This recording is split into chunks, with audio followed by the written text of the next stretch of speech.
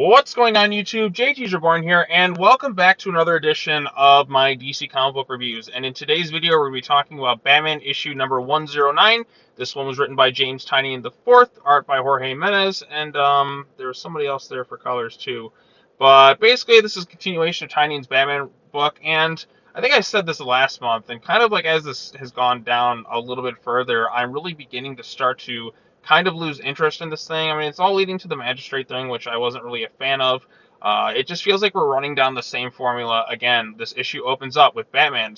At some point, he's going to get captured by the Scarecrow, and it's just the same thing, same opening we've seen, and then immediately cuts to like Oracle telling him something like expositionary, and then we go into the story. It's just the same thing. The opening for the last like 3 or 4 issues at this point. I can't confirm that off the top of my head, but it feels like we're kind of repeating things again. And on top of that, we also have Ghostmaker and Harley. Now, Ghostmaker has just been kind of there for me as a character.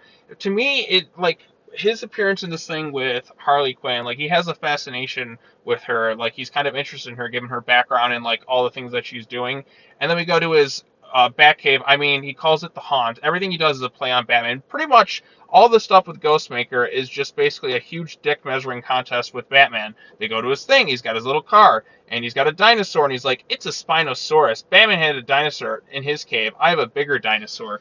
Basically, kind of like, I feel like that's a nod to Jurassic Park 3 when the Spinosaurus killed the T-Rex. Like, hey, this one's bigger.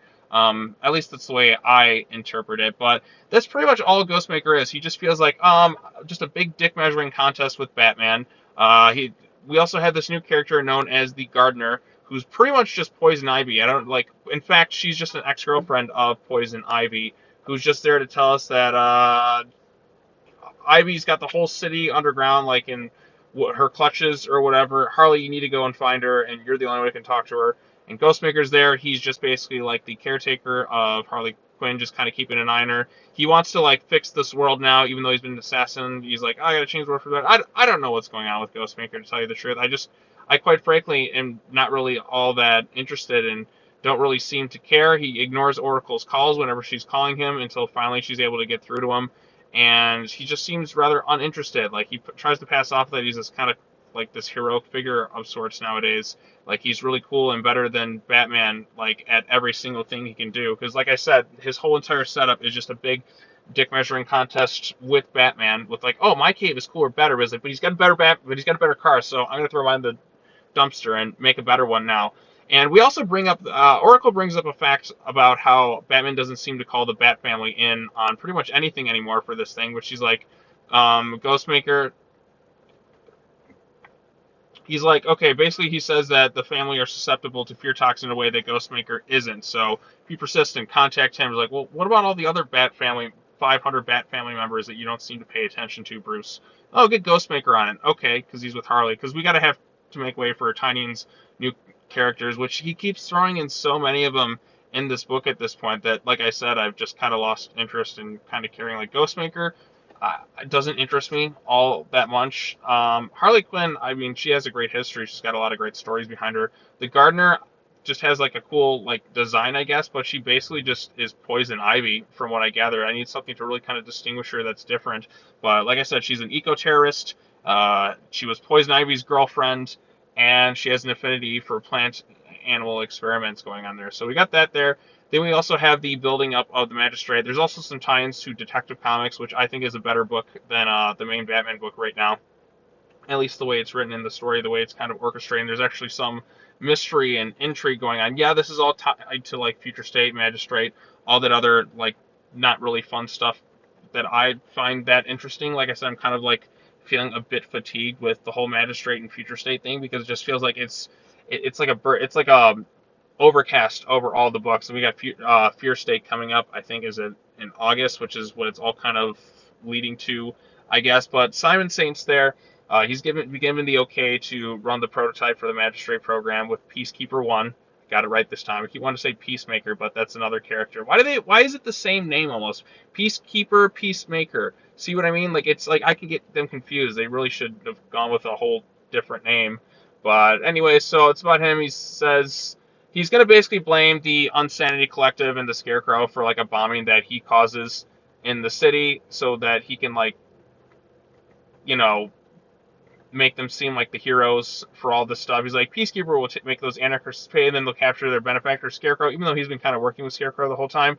And then we can turn our focus towards Mirror's real target, the nest of vigilantes and little bat costumes infecting our city. So he's basically setting the whole thing up so he can, you know, make himself seem like this big hero, and like, hey, we stopped things that Batman couldn't, and these vigilantes couldn't, even though it's just the super criminals who have been constantly doing these things, and, you know, nobody else is really doing kind of a damn. Why does anybody live in Gotham at this point? It's a real shithole of a city. So that's going on there. Batman faces off against Peacekeeper, and that's basically where the issue ends. I have a feeling the next issue will probably be Ghostmaker coming in, taking him down and showing why he's so cool, better than Batman, and all that other stuff. Then we have the backup, which is just Ghostmaker. It's the same thing we've kind of already gotten several times. It's Ghostmaker facing off against another opponent who we find a little bit of the backstory. I'm sure we're not really going to see this character going on. This feels like a completely separate book altogether. I don't even know why this backup Ghostmaker story is here. I guess to give Ghostmaker something to do to show off his skill set, which we've already kind of seen at this point. What he can do. He can do some incredible things. He's got all these, he's like Batman's like rival going on, all that other stuff.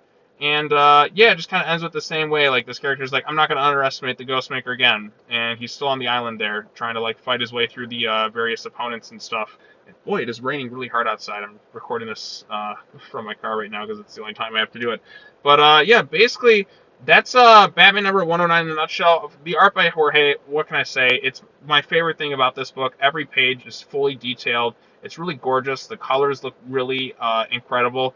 No complaints here about the art or the colors. I think it looks terrific.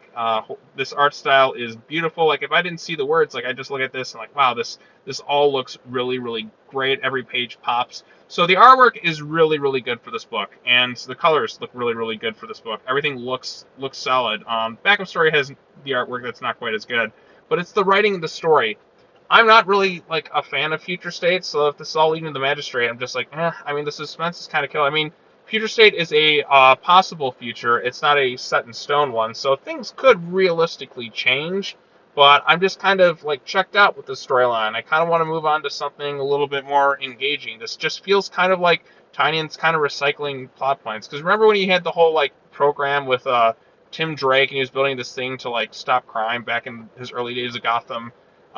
His Detective Comics run at the start of Rebirth. I can't remember what it was, but he was building like something from like the clock tower or whatever it was, like a new program to kind of keep the city safe. Now we're kind of doing that, but in the hands of the villains. And I'm just like, oh, we've done this. Are we done recycling plots at this point? Like, the opening of this issue is like the same as the last couple. So the whole Scarecrow thing, just get to the Scarecrow thing, because it's just the same repeating stuff that Batman's done. A lot of time these new original characters who just feel like other characters with just maybe one or two slight tweaks. The thing saving this book for me is the artwork, and, you know, it's not the worst thing I've ever read, but I'm just kind of feeling a little bit fatigued.